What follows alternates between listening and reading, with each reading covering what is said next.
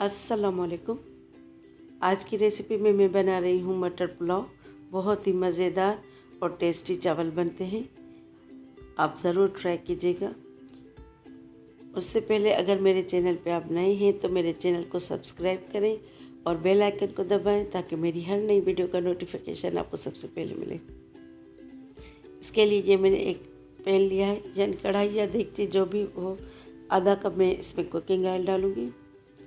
अब ऑयल को गर्म होने देंगे।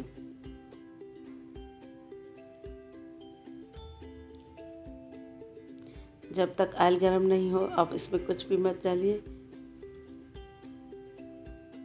अब ये ऑयल गर्म हो चुका है। अब इसमें ये 2 मीडियम साइज़ की स्लाइस प्याज डालेंगे। इसको बारीक काटेंगे तो ये जल्दी फ्राई हो जाएगी। इसको तब तक पकाएंगे जब तक ये फ्राई ना हो जाए या गोल्डन ना हो जाए। आंच मैंने दरमियानी रखी है। ज़्यादा तेज़ आंच करने से ये ऊपर से गोल्डन हो जाएंगे और अंदर से कच्चे रह जाएंगे या जल जाएंगे। इसको मुसलसल मिक्स करते रहना है। ये देखिए गोल्डन होने लगे हैं।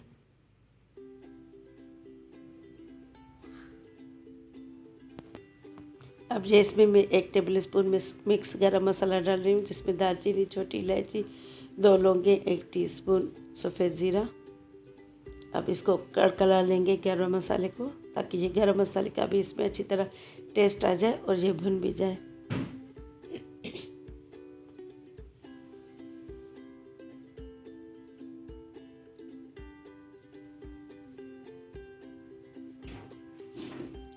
मैं इसको मुसलसल फ्राई कर रही हूँ ताकि ये मिक्स हो जाए।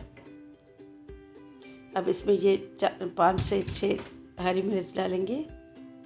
हरी मिर्च आप अपने टेस्ट के मुताबिक डाल सकते हैं, क्योंकि आप ज़्यादा तीखा बनाना चाहें तो तीखा भी बना सकते हैं,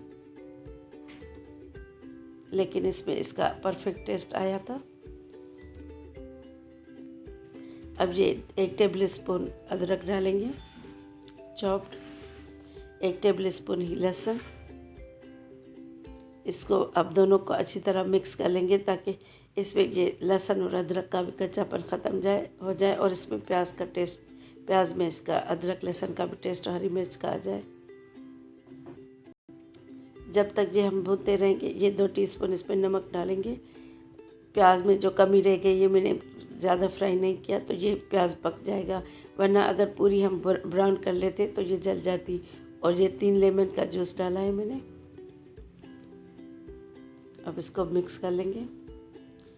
देखिए मैंने अभी प्याज में थोड़ी कसर रखी थी, लेकिन ये सब चीज़ें डालते डालते मिक्स करते रहे तो ये प्याज भी गोल्डन हो चुकी है। अब इसमें ये 1 कप दही डालेंगे, 200 ग्राम दही आप बीट करके फिर डालिएगा, वरना इसकी गुठलियाँ बन जाएंगी। और इसको मिक्स करते रहें इससे पहले कि ये दही इसमें क्रम्बल्ड हो जाए।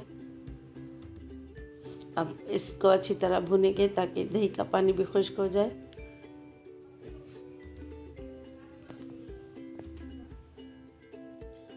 दही को भून लेंगे।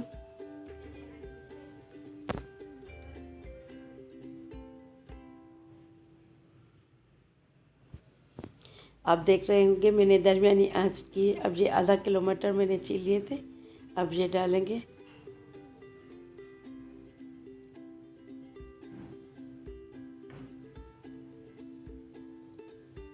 क्योंकि मटर पुलाव है तो इस मसाले के साथ मटर भुनेंगे तो मटर का भी अच्छी तरह टेस्ट आ जाएगा।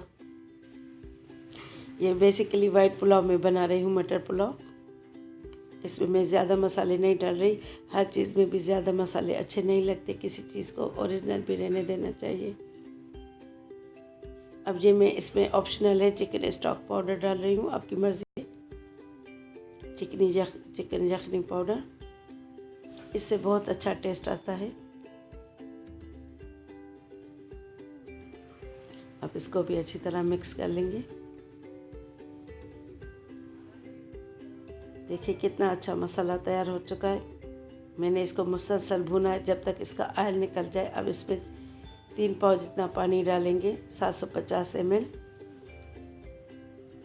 यानी 2 गिलास मैंने डाले हैं।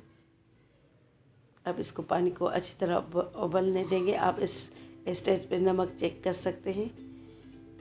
कि नमक कम या ज़्यादा हो तो कम हो तो आप और डाल लीजिए। देखिए पानी अच्छी तरह बॉयल हो चुका है। अब इसमें मैंने 500 ग्राम चावल मैंने भिगो के रखे थे। ये बासमती चावल है, इसको मैंने भिगो के रखा था आधा घंटा पहले। अब ये डालेंगे और इसको थोड़ा सा घुमा लेंगे ताकि चावल इसमें बराबर हो जाए। अब इसको 8 से 10 मिनट तक पकाने के लिए रखेंगे। ये देखिए अब बीच में ये एक मरतबा पलट लेंगे चावल को ताकि पानी जो नीचे रह गया है ये इसमें अच्छी तरह मिक्स हो जाए। ज़्यादा आपने ज़ोर ज़ोर से चावल को पलटना नहीं है वरना ये बिल्कुल सॉफ्ट और मेशी हो जाएंगे। ये देखिए अब इसका पानी खुश्क हो चुका है। अब हम इसको दम पे रखेंगे। अभी चावल ये कच्चे हैं लेकिन इसका पानी खुश्क हो चुका है, लेकिन अभी ये थोड़ी थोड़ी नरमाइश है पानी की। पानी आप अपने अंदाजे से भी कर सकते हैं कि चावल के आधा इंच ऊपर चावल पानी हो।